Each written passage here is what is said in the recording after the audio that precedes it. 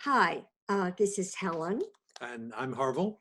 And thank you for joining us. And our subject today on this podcast is how safe conversations can be helpful in very, very stressful and traumatic situations. And it is so much fun for me to introduce you to Sunita Viswanath, who I have known for how many years, Sunita? We have been close to each other and dear in each other's lives for 25 years. Oh my, wow. That's a quarter of a century. 25 years. Okay, wow. I hadn't computed, but Sunita has just been very special in my life. And actually, we just had friends in common and a lot of history together. And it really touched me when we were sharing safe conversations here in Dallas, but then it went to other cities, and it was in New York, the training, and Sunita came. And so we asked her to join us today from New York, and she has brought a couple to do a demo about how to handle stress at this time. But I'd love, Sunita, first for you to introduce yourself and tell us a little more about you and what Safe Conversations. Why would you come for Safe Conversation training, and what did it mean to you? Thank you, Helen. Thank you, Harville. It's wonderful to meet with you both in this new format for us, because we've been close and been together in so many places over the years. Safe Conversations really is, it's about connecting. And as you know, my work is in human rights, and human rights and social justice work is, if nothing else, it's about connecting. It's about connecting people with justice, connecting people to each other. And usually that connection is to heal a rupture. And often it's to flatten power differentials, and people who don't have what they need to connect with what they need. So to me, when I heard about your work in Safe Conversations and really connection, I realized that this is a toolkit that is essential for me in my work. And so, as you know, my work is in Afghanistan, and more recently, it's in India. And I have actually been so grateful to learn a little bit about Safe Conversations and utilize, in my rudimentary way, I'm not an expert, but utilize Safe Conversations in both of these arenas of my work. And so in terms of Afghanistan, I've had, not me, but our staff in Women for Afghan Women, some of them have trained to do safe conversations between mothers and children in the Afghan community in Queens. And the women love it and want more. And in terms of my other work, and my organization is called Sadhana, and Peter and Vibhusha, whom we'll meet soon, are my dear friends in Sadhana. We have been using Safe Conversations here and there in our work. Sadhana's work is really, sadhana means faith in action. And so it really is to build an intentional Hindu community that devotes itself not through telling, but through doing social justice action to make the world a better place. So we've used Safe Conversations in temples where devotees, congregants come together and go into pairs and have important conversations. And the most recent time, and Peter and Vibhusha were there, was when we used Safe Conversations on Valentine's Day to talk about healthy relationships. Oh, what a wow. story. Wow. How many organizations have you founded? 2? 3. Okay. catalyzer, and the organizations continue. I've been for a quarter of a century. This is what she's been doing. What an honor to have you on. And I love this, the translation of the current organization, Faith in Action, because we need to talk about our homes. A colleague of ours said, oh my goodness, I'm quarantined with my family. Guess what? I love my family. I love them with all my heart. I can't stand to be around them. And so in a way, safe conversation facilitates love in action. Yes. Could we say that? Maybe. Yeah. We help each other if we're wishing we love somebody, but we're having trouble putting love into action. Maybe safe conversations can help. So Peter and Vibhusha, could each of you introduce yourselves? Sure. I'm Vibhusha, and I'm a member of a family. We have a daughter, and I work for the city, and I consider myself a participating member of my community, and I'm really excited to give this a try with you today. Welcome. And Peter. I'm Peter. I am a independent marketing communications writer and marketing consultant. So I work with not-for-profits, business, financial organizations, mainly public relations agencies, people like that.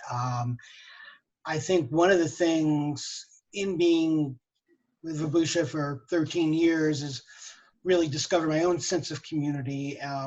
One thing I've become very involved with was children, particularly early sexuality education, which I'm kind of missing right now because we had just started doing that before the coronavirus spread. And that's probably the thing, the volunteer activity I'm most excited about and most missing right now.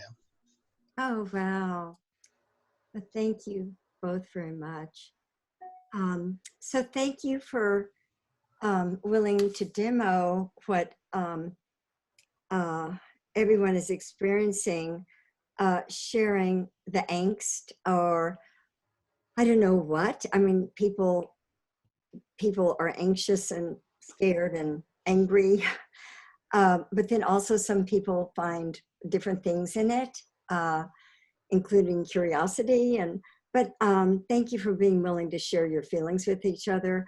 Harville will now just put you into safe conversations.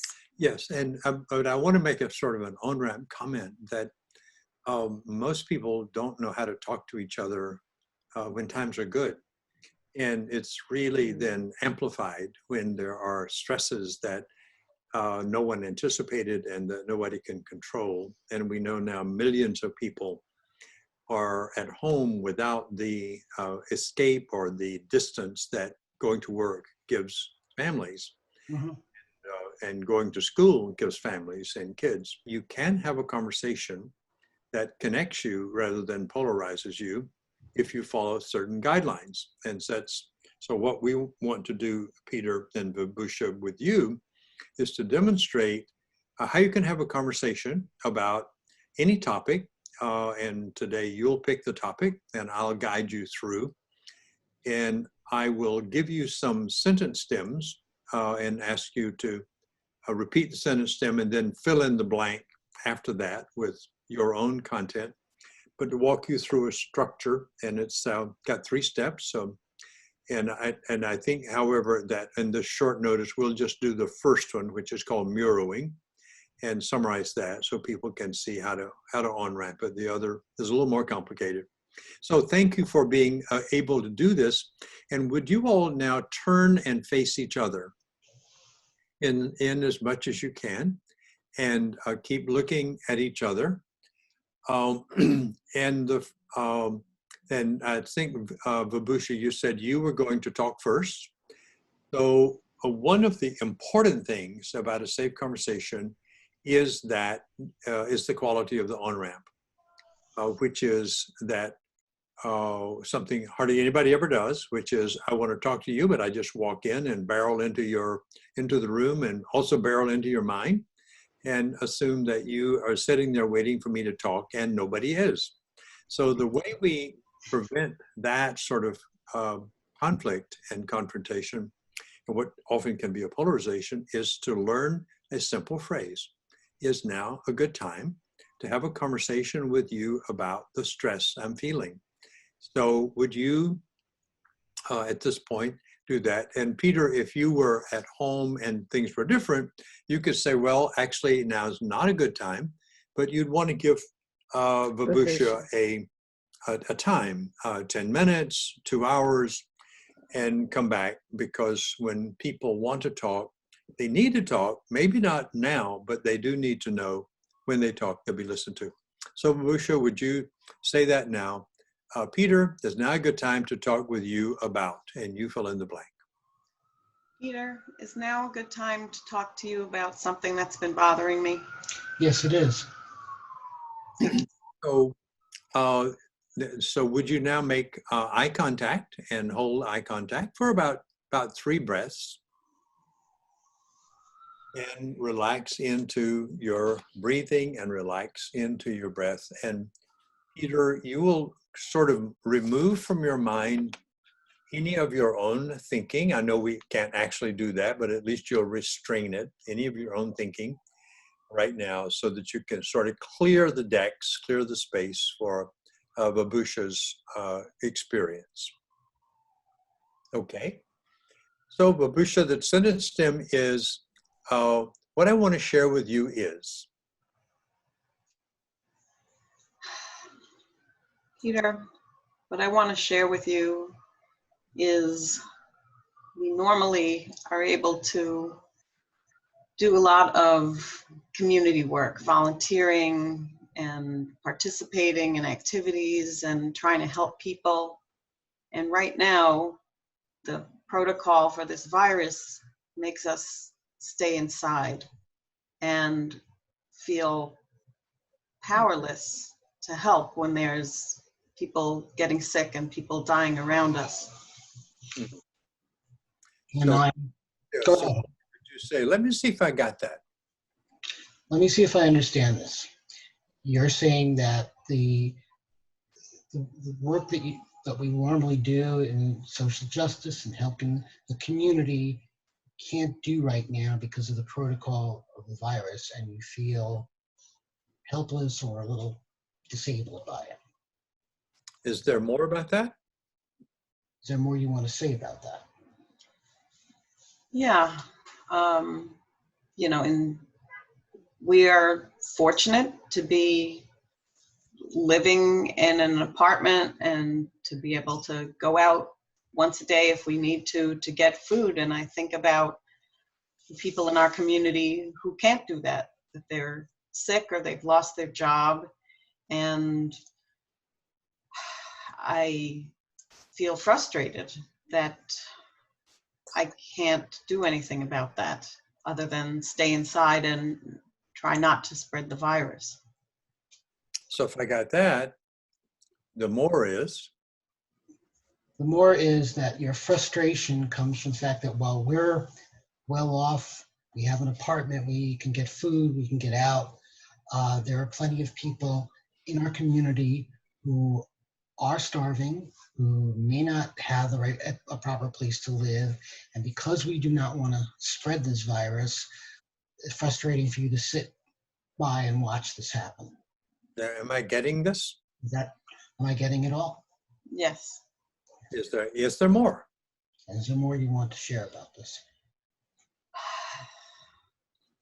Yeah, it's a scary time. It's not theoretical. I mean, we know people who've died, we know people who are suffering, and it's just so frustrating to feel powerless to do anything about it, since I'm not a healthcare worker, and you know, I'm supposed to be staying inside. I'm doing what I'm supposed to be doing, but I don't feel like it's enough. So if I got that. So if I've got that, more of the frustration has to do from you're doing the right things, you're staying inside, you're doing what you're supposed to do. You're not a healthcare worker, so there's not any direct responsibility, but you still feel that frustration that all this suffering is going on and you can't physically do anything about it. Am I getting that? Am I getting that? Yes. So is there more? And this time, I'd like you to say, well, the more is, it reminds me, and see if you can come up with a memory that may be recent or maybe from childhood. Reminds me feeling frustrated and powerless. Reminds me when. There may not be one, but just check and see if there's a past that is also amplifying the present. This is so different than other things. That's what I'm getting, that in other circumstances, there was something I could do.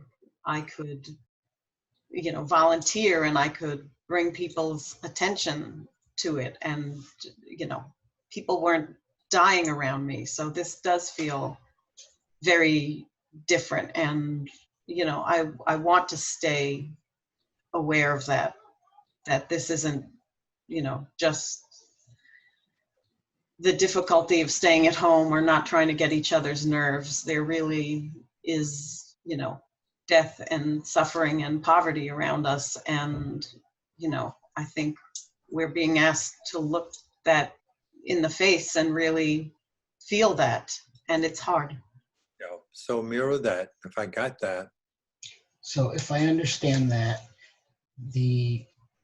we're being asked to look straight at the death and destruction and poverty that's coming from the coronavirus, the pandemic, and you are feeling, you have no previous reference for this except for volunteer work you've done in the past, and now here you are asked to not do anything really. Does that cover? Is that answer? Can I cover it, or is there more you want to say about that? No, that's good. I feel like you understood that. So, is there more? Try on this sentence at this point.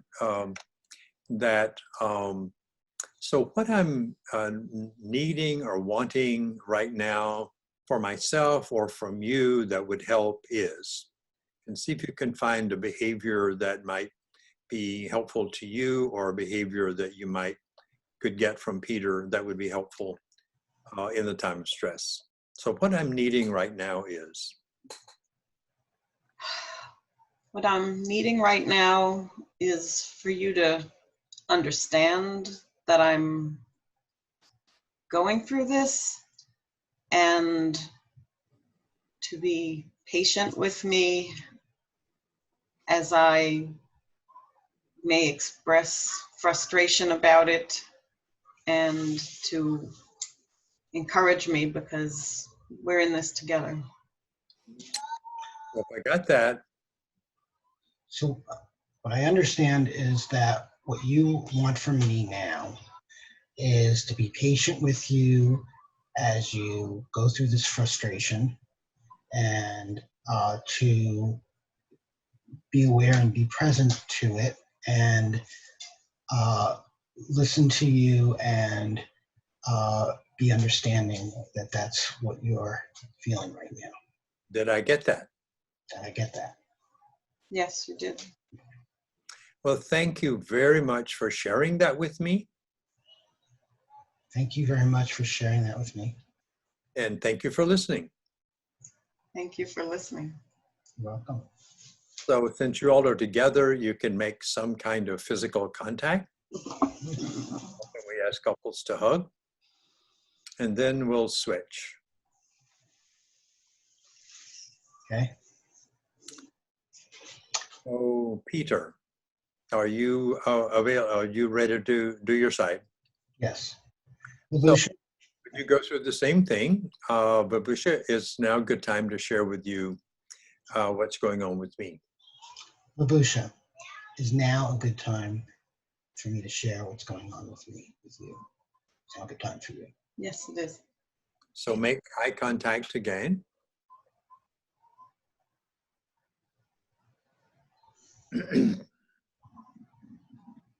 Okay, so what's going on for me is, What's going on for me is, with all connected to the coronavirus, is that one, really having to look death in the eye. I look out the window and I see refrigerator trucks being loaded up with dead bodies because the morgues are too crowded for them, and that's like right in our face. And this is something we see on the news, and now it's at our front door. And I don't know whether it's safe to breathe the air right now. And that is very scary and alienating to me.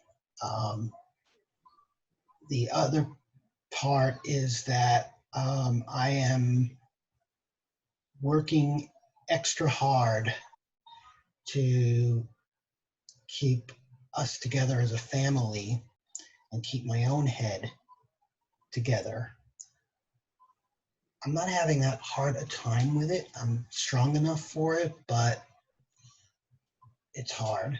And the last thing is that, you know, I love our daughter, but I miss all the kids who've been in our lives. I miss teaching the kids on Sunday, and I miss seeing her school friends.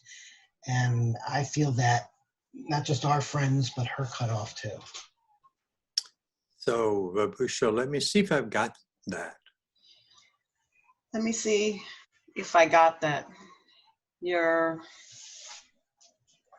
scared because you're seeing the morgue outside the hospital, and you're worried about whether it's safe to breathe the air, and you're concerned about keeping our family together and in relationship, and also you miss the children in our lives, whether through friends of our daughter or people we teach or people we help. You help. Yes. Am I getting this? Am I getting this? Yes, you are. So is there more about that? Is there more you want to say about that?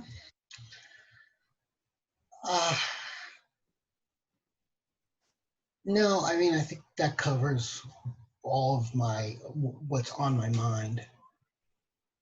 But when I see all that, I feel, But when I see all that, I feel kind of confused. I don't know what to do because I'm being told to do nothing. And so other than reaching out to people we know, I feel like there's not much I can do right now. And that's both confusing and frustrating to me. feeling kind of helpless. So Vibhusha, would you mirror that? So if I got that. If I got that, you're feeling confused and frustrated because you're seeing these things and there isn't anything we can do other than to stay home. Yes. Am I getting this? Did I get that? Yes, you did. Yes. Is there more?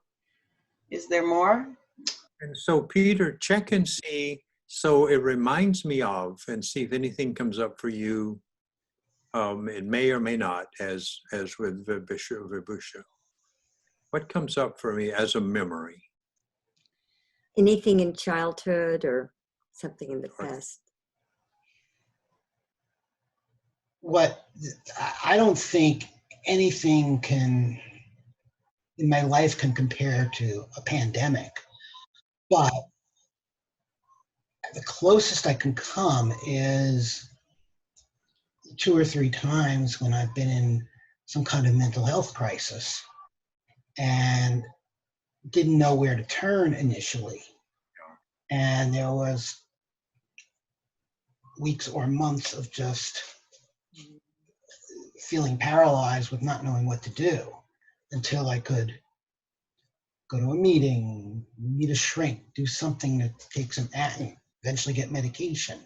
Those kind of things were helpful to me, but there was a long period of it preoccupying my mind and it being preoccupied and not knowing what to do. Now, now the whole world is feeling what I'm feeling, and no one has an answer. So that's part of. So if I got that, what it reminds you of. So if I got that, this reminds you of the early stages of a mental health crisis when you didn't know where to turn, and you at that time were able to then find supports for yourself, but we don't know when this is going to end here. Did I get that? Just about. The only thing I would just add is that I know I'm not alone on this one, that everybody is experiencing this too. No. So you want so if I got that, you know.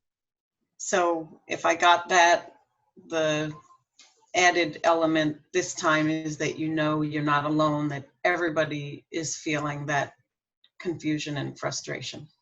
Did I Yes. get it all now? Did I get that now? Yes, you did. So is there more? Is there more you would like to say? So No. what I'm needing right now for myself is, so what I'm needing most right now is. What I'm needing myself right now is just that you have faith in me. I need that now, which is to know that I will do my part to see us through. And I'm looking out for you, and I'm looking out for our daughter. So what I'm hearing you say is that you want me to make clear to you that I have faith in you and understand that you're doing your best for our family and for our daughter. Yes. Did I get that? Yes, you did. So thank you for sharing that with me. Thank you for sharing that with me. Thank you for listening. Thank you for listening. And I want to take you one step further. Do you want either of you or both to say what your response will be to what each other needs? Sure, I can do that. Given what you need, Given what you need, I can make sure to express my faith in you and my gratitude for you on a regular basis. I can do it every night before we go to bed because I do have faith, and your support of our family means the world to me. So if I got that, Peter. So if I got that, you will continue to express your faith and belief in me and my ability to see our family through, and which you already do, by the way. So, and I feel comforted by that. So yes. And so my response to what you need is? So my response to you is that I will be extra patient and thoughtful.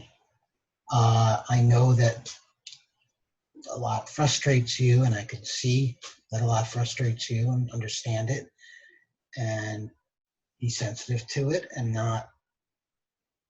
be careful about not making snap judgments or wise remarks or anything else that might make you feel that I am trivializing this in any way, because I know how serious this is to you.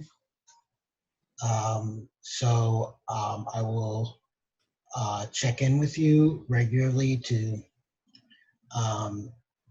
see how you're feeling with this incredible life change that we're all going through, and be as supportive as I can. And you tell me what you need. So Vibhusha, if I got that, you will be sensitive to knowing that I'm experiencing these things, and to be patient with me and to check in with me. Yes, I will. You're right. so well, thank you for the gift. Thank you for the gift. And Vibhusha, thank you for the gift. Thank you for the gift. And so now make some kind of physical contact again. And if you are okay with it, a good hug. Beautiful.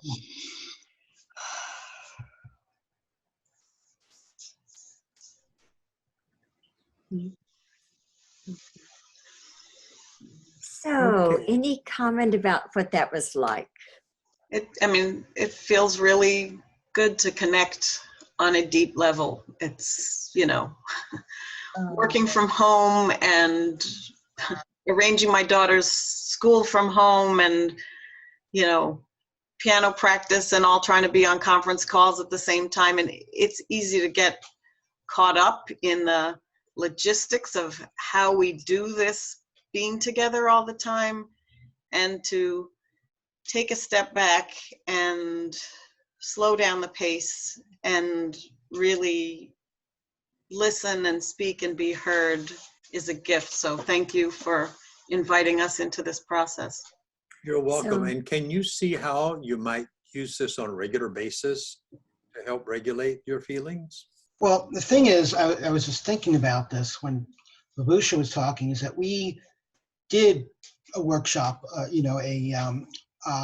this workshop about 6 months ago, and it was great and it was phenomenal. And I don't think we did much to keep up with that level of communication. And now it's in our face. We are with each other constantly. And like you were saying before, Harville, it's, if you don't have that, you don't have any of those escape valves, and neither does our daughter. And so we're all with each other. So I think it's going to be important to take the time to gaze in each other's eyes and ask these questions, and not and take these things and put them away, these phones and devices that are so distracting to us, because that's really what I feel the most frustrated by.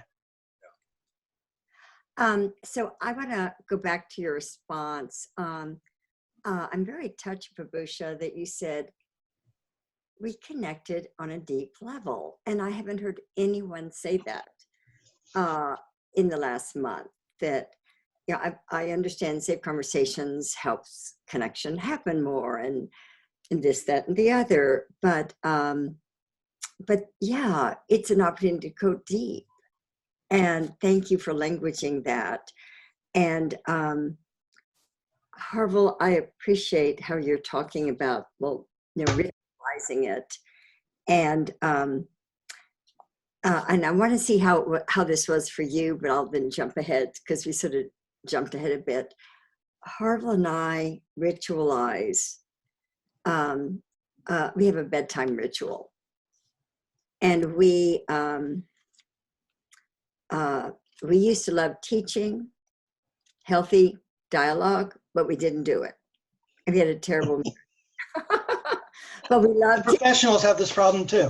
We love teaching it, but it's like, oh gosh, it takes time and we're too busy to do it. But then we figured that one day we really ought to. And we ritualize every night before going to bed 3 appreciations. And but I was just thinking of, one of you said, I just want you to have faith in me. Peter was saying, if you could just have faith, I'm doing my best to help the family. I'm doing everything I know. It could be that before going to bed, there are certain sentences of Vibhusha that would touch you if he would say 2 or 3 sentences that he can say if he knows that would touch you, and vice versa. So, Peter, what was that like for the 2 of you? I love my wife very much, and I always feel good when we're connected this way, and makes me realize we both say we should never take this for granted, and this experience is a strong reminder that we are connected, and we need to, of course, like everybody, we have to work at it. And that's my reminder. And this has been intense in that respect. Just right now, I feel like we're just like drawn to each other. So in this 20, 25 minutes, 30 minutes, you all have connected in a way that I hear you both enjoying. And what I also hear, apparently you came to a workshop 6 months ago and learned to do this. So you all, what happened to you all happens to so many couples. They come to a workshop, they connect, they go home, they get busy. And they are too busy to do the process at home.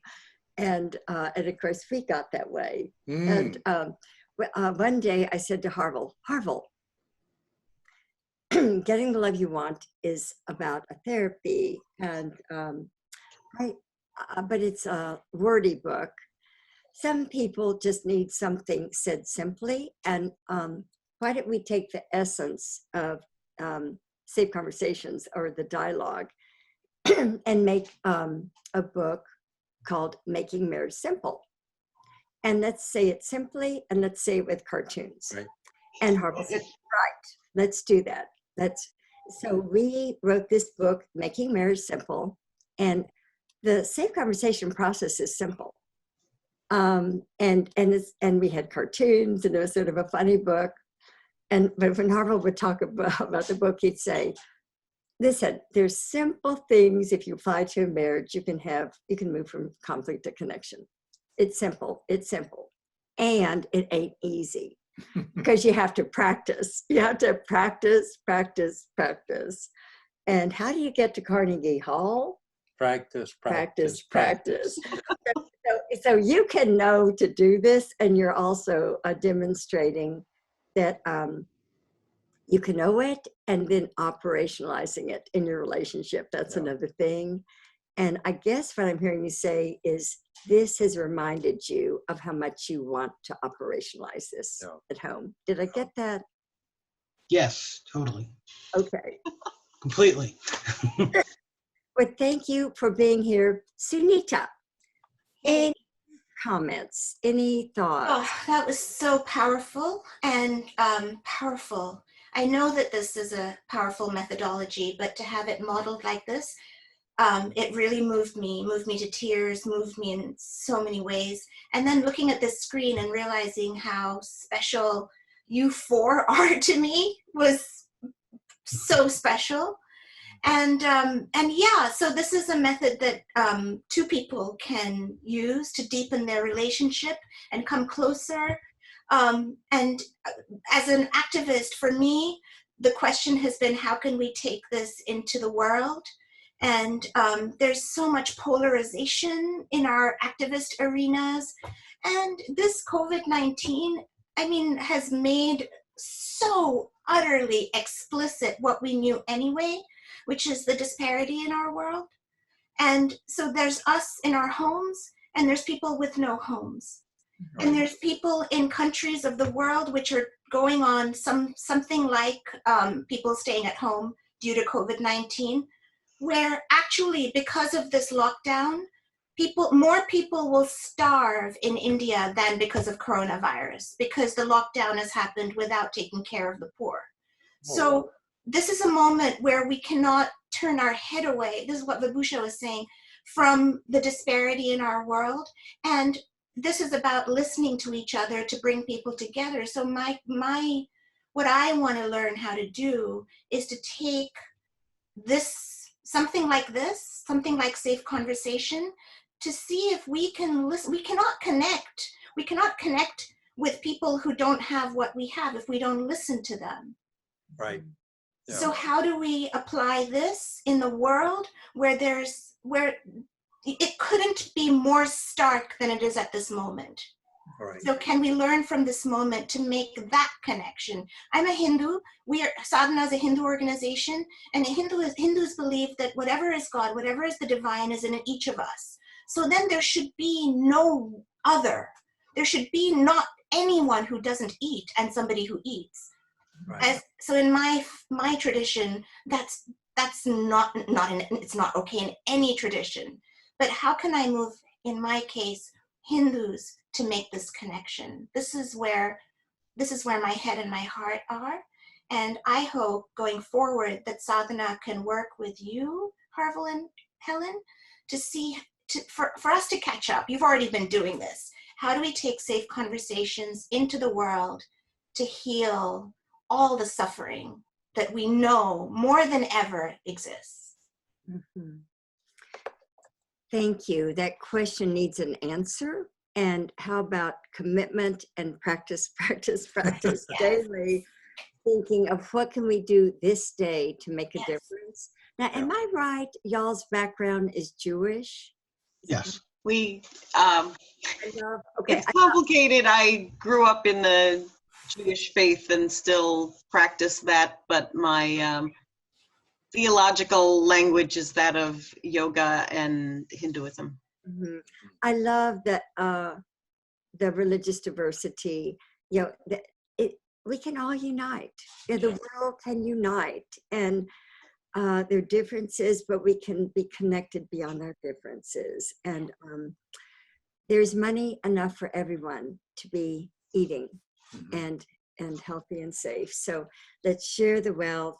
And thank you, Sunita, so much for coming. Thank you. Let's co-create, Sunita, with you a way to answer your question about how we get this to India and to every other place where it's needed. Because I think we have a process that works. I don't think we have a delivery system big enough yet to get it to everybody. It's sort of like the vaccine itself. It's it'll soon be available, but they'll still have the problem of delivery. Yeah. Safe Conversations is available, and what we need now is I tell Helen, a truck big enough to take it to every person on the planet. Yes. And that I think would strengthen the immune system of the body of humanity itself. That's right. Would make it, the whole of humanity, more resilient to a virus that might appear out of nature again. Yeah. So thank you for being a part of this. And Peter and Vibhusha, thank you for doing such a magnificent job of demonstrating it. And we will meet in person one day. We will meet in person someday. And until then. Thank you, Sunita. Thank you, Helen and Harville. Thank you so much. Right. Thank you. Love. Stay safe.